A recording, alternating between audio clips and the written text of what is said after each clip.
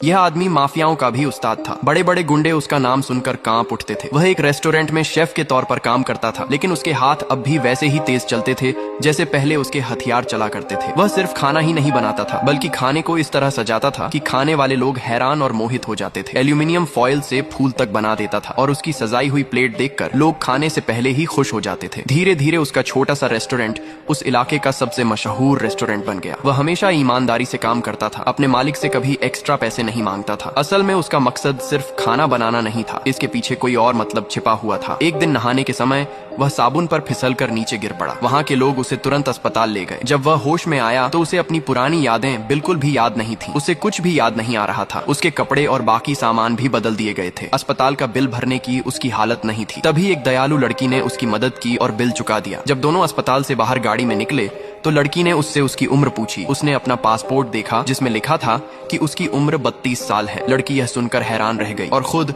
वह आदमी भी विश्वास नहीं कर पा रहा था। वे उसके पासपोर्ट में लिखे पते पर घर पहुंचे, लेकिन घर बहुत गंदा और बदबूदार था। उसे कुछ याद नहीं आ रहा था। लड़की जैसे ही वहां से बाहर गई, वह उम्मीद में घर साफ करने लगा कि शायद कुछ याद आ जाए। उसने पड़ोसियों से बात करने की कोशिश की, लेकिन किसी ने दरवाजा नहीं खोला। तभी एक गुंडा आया और उस पर हमला करने लगा, लेकिन उसने उसे बहुत आसानी से हरा दिया। इससे उसे शक हुआ कि उसके अंदर कोई अलौकिक ताकत है। जब लड़की दूसरी बार मिलने आई तो उसने लड़की से कहा कि वह साफ सफाई करना जानता है और चाकू से काम करना भी जानता है। यह सुनकर लड़की उसे अपने परिवार के चावल के रेस्टोरेंट में ले गई।